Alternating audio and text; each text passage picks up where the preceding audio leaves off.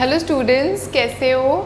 Revise करा quadrilaterals, जो मेरी पिछली वीडियो में देखा था क्वाड्रिलेटरल्स। हमने थ्योरम 8.8 से आज स्टार्ट करना है और एनसीईआरटी के हिसाब से हम चल रहे हैं। और थ्योरम 8.8 से पहले जितना भी था, जितनी भी थ्योरम्स थी, जितने भी एग्जाम्पल्स थे, मैंने सब लाइन वाइज सारे करवाए हैं आपको। ठीक है, तो जिसने भी मेरी पुरानी वीडियोज़ नहीं देखी हैं, आप अगर देखोगे सीरीज़ में मैंने एनसीईआरटी का सब कुछ दिया हुआ है। थ्योरम के प्रूफ्स आपके एनसीईआरटी में नहीं दिए हुए, मैंने एक एक थ्योरम का प्रूफ भी दिया है आपको। ठीक है, सो आज हम थ्योरम 8.8 से स्टार्ट करेंगे। And guys please do subscribe my channel and also you can follow my Instagram link. उस इंस्टाग्राम लिंक पे आपको हर चैप्टर के एक्स्ट्रा क्वेश्चंस मैं प्रोवाइड करने वाली हूँ with along with the solutions. And if you are having any doubt, like अगर वो एनसीईआरटी में से नहीं है, कहीं एक्स्ट्रा बुक में से है, टुगेदर विद से है, आरटी से है, कहीं से भी है, एनीवेयर फ्रॉम एनीवेयर, लाइक तुम्हारी स्कूल की शीट्स आती हैं, वहाँ से अगर आपको कोई डाउट है तो आप इंस्टाग्राम में मुझे डीएम कर सकते हैं and I am going to give you the solution of that question. Okay, और अभी जो YouTube पे जितना भी मैं आपको वीडियोस देती हूँ उसमें तो मैं एनसीईआरटी के अकॉर्डिंग चलती हूँ। एनसीईआरटी का अगर मैंने फॉर एग्जांपल पॉलिनोमियल स्टार्ट किया है तो पॉलिनोमियल का एक एक क्वेश्चन, एक एक एग्जांपल, एक एक आइडेंटिटी मैंने पूरी एक्सप्लेन करी है अपनी वीडियोज़ में। लेकिन अगर आपको पॉलिनोमियल्स के एक्स्ट्रा क्वेश्चन पूछने हैं या कुछ भी क्वेरी है, आप प्लीज़ मुझे DM करें इंस्टाग्राम लिंक पर। ठीक है, चलो आज हम स्टार्ट करते हैं theorem 8.8 from the chapter quadrilaterals. इससे पहले का सारा पोर्शन मैं आपको दे चुकी हूँ। ठीक है, theorem 8.8 says a quadrilateral is a parallelogram if its one pair of opposite sides is parallel and equal। इसका क्या मतलब है? देखो, मैंने आपको अपनी पिछली वीडियोस में बताया भी था कि अगर क्वाड्रिलेटरल को पैरेललोग्राम शो करना है तो या तो तुम जो ऑपोजिट साइड्स हैं उसको, जैसे हमने एक पेयर ऑफ ऑपोजिट साइड पकड़ी, उसको पैरेलल प्रूव कर दो और उसी को ही इक्वल प्रूव कर दो, तो हमारा क्वाड्रिलेटरल पैरेललोग्राम प्रूव हो जाता है। या फिर अगर दो पेयर ऑफ ऑपोजिट साइड्स हैं और तुम दोनों पेयर को पिक कर रहे हो, लाइक ऊपर नीचे वाले तुमने पेयर उठाया, उसको भी तुमने पैरेलल प्रूव कर दिया, इधर और इधर वाला उठाया, उसको भी पैरेलल प्रूव कर दिया, तो दैट मीन्स वो एक पैरेललोग्राम बन गया।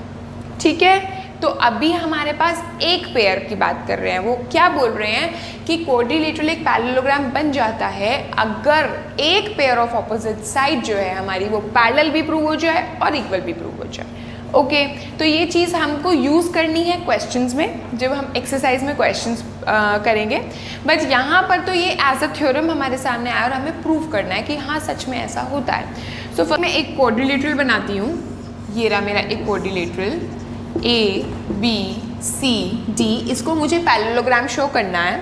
ठीक है, इसको पैरेललोग्राम शो करना है और हमें जो गिवन है वो हमें ये गिवन है। देखो, one pair of opposite side, कोई भी एक पेयर उठा लो, लाइक मैंने ये पेयर उठा लिया, ये भी पेयर है, ये भी पेयर है, तो मैंने AB और CD उठा लिया, वो मेरा पैरेलल है, ये भी गिवन है, और वो मेरा इक्वल है, वो भी गिवन है। ठीक है, और to prove ABCD is a parallelogram। Okay, now proof। देखो, अगर अभी मैं ये डायगोनल बना लूँ AC, और अब देखो आप कि अगर मैं उठाऊँ in triangle ABC and triangle ADC, AC is equal to AC common, ये हमें साफ नज़र आ रहा है, and also AB is equal to CD, ये हमें गिवन है। जो तीसरा रीज़न होगा वो पैरेलल वाला तो हो नहीं सकता, कॉन्ग्रुएंसी में कभी भी पैरेलल वाला रीज़न नहीं होता है।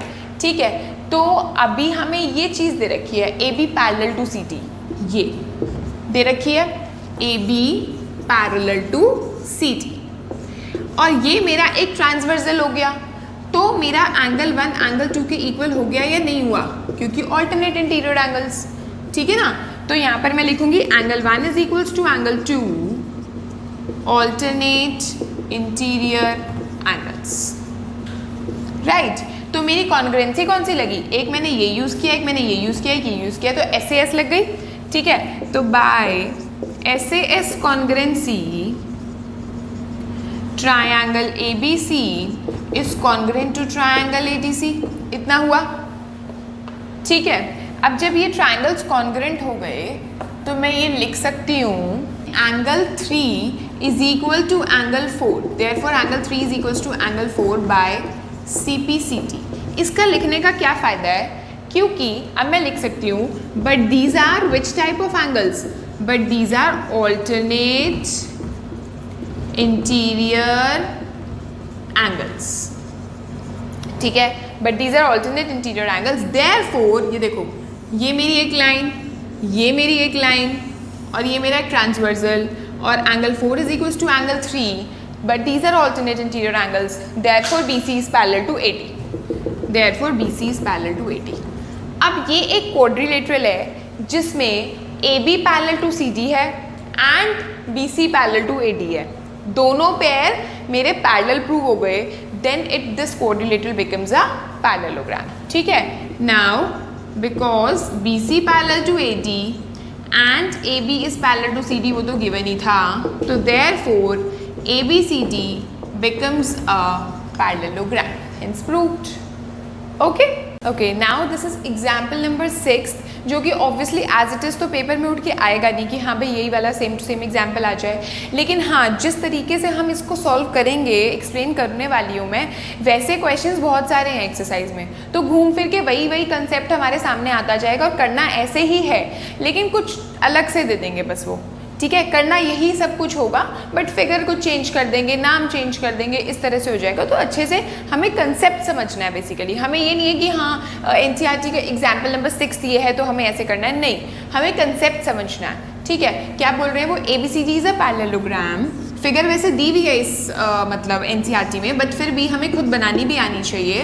तो देखो ABCD is a parallelogram and P and Q are the mid points of opposite sides AB। P किसका मिड पॉइंट है, AB का, तो यहाँ बना दिया P। Q किसका मिड पॉइंट है, CD का, तो हमने बना दिया Q यहाँ पर। उसके बाद इफ AQ कहाँ पर है ही नहीं, तो AQ को ज्वाइन करो पहले। इफ AQ इंटरसेक्ट्स DP कहाँ है ही नहीं, तो DP को ज्वाइन करो पहले, DP। If AQ intersects DP at S, तो यहाँ पर हमने लिख दिया S, ठीक है। एंड BQ है नहीं, ज्वाइन कर दो। इंटरसेक्ट्स CP को इंटरसेक्ट कर रहा है, कहाँ पर इंटरसेक्ट कर रहा है, R पे। तो फिगर देखने में कैसी लग रही थी कि हम कैसे ड्रॉ करें, उससे कॉपी करने की बजाय, बुक से कॉपी करने की बजाय हम क्वेश्चन को पढ़ के फिगर बनाए तो वो ज़्यादा ईजी है ना, ठीक है ना। तो अब वो क्या बोल रहे हैं, show that APCQ is a parallelogram. अब APCQ को पैरेललोग्राम शो करना है, तो उसके लिए पहले मैं APCQ को बोल्ड कर देती हूँ, जैसे कि ये हो गया APCQ, ये AP और ये CQ, दिस इज APCQ, ये हमें पैरेललोग्राम शो करना है क्या इसमें, कुछ भी नहीं। चलो देखते हैं। सबसे पहले मेरे पास ABCD, फर्स्ट पार्ट मेरा यहाँ से शुरू है। ABCD मेरे पास एक पैरेललोग्राम गिवन है। जब ABCD पैरेललोग्राम गिवन है तो इसका मतलब AB जो है वो CD के इक्वल भी है और AB जो है वो पैरेलल टू CD भी है, ठीक है। और हमें पता है कि P और Q मिड पॉइंट्स हैं, ठीक है। चलो पहले इसको देखते हैं। ABCD की पैरेलल है, जब इतनी बड़ी लाइन के पैरेलल है, तो अगर मैं बीच में से कोई इसका पार्ट उठा लूँ तो ये इतनी लाइन इस लाइन के पैरेलल भी होगी ना। तो जब ABCD के पैरेलल है तो AP भी तो CQ के पैरेलल है नहीं है, उसी का ही तो पार्ट है। AP is also a part of AB and CQ is a part of CD। तो ABCD के पैरेलल है तो इसका मतलब AP जो है वो CQ के पैरेलल है, ठीक है।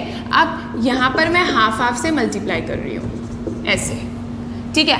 अब AB हाफ ऑफ AB क्या है, AP भी है BP भी है, लेकिन मैं यहाँ AP ले रही हूँ क्योंकि मेरा लेना देना AP से ये, क्योंकि मुझे APCQ is a parallelogram show करना है। तो मैं यहाँ लिख दूँगी AP और हाफ ऑफ CD जो है वो this and this, both are possible, but I will write down CQ और यहाँ पर AP is parallel to CQ। और मैंने क्या बोला था, किसी भी कोऑर्डिनेटर को अगर पैरेललोग्राम शो करना है तो अगर हम सेम पेयर ले रहे हैं तो उस सेम पेयर को, यानी AP और CQ ले रही हो तो उसको पैरेलल भी प्रूव करो, इक्वल भी प्रूव करो, या तो ये करो, वो पैरेललोग्राम बन जाएगा।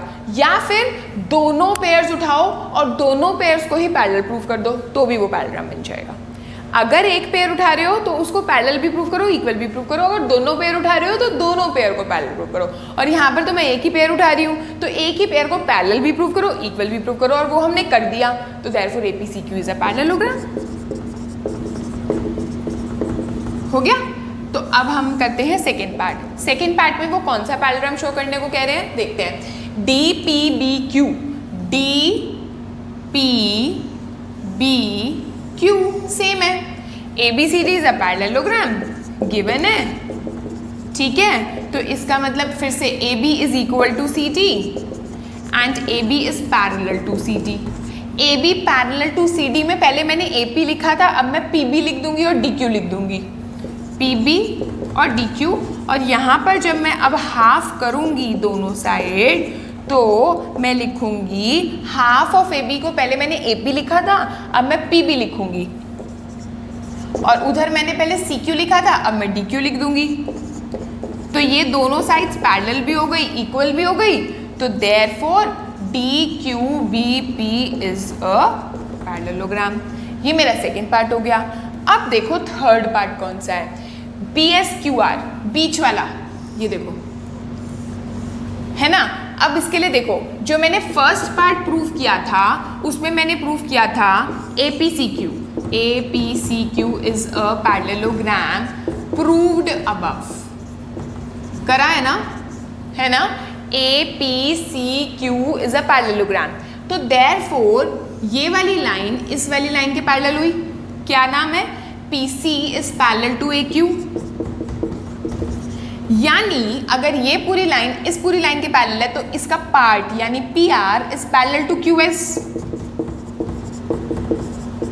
ओके, नाउ हमने डी क्यू बी पी भी एक पैरेललोग्राम शो करा है सेकेंड पार्ट में, इज ऑल्सो अ पैरेललोग्राम। उसमें भी क्या है, प्रूव्ड अबव। जब मैंने ये पैरेललोग्राम शो करा है तो D P is parallel to Q B, Q B. और जब D P is parallel to Q B है तो S P is parallel to Q R, उसी का ही पार्ट है, S P is parallel to Q R. अब ध्यान से देखो, एक मैंने चीज़ ये प्रूव करी और एक मैंने ये चीज़ प्रूव करी। ध्यान से देखो ये क्या क्या है, पी आर क्यू एस के पैरेलल, ये क्यू एस के पैरेलल, ठीक है।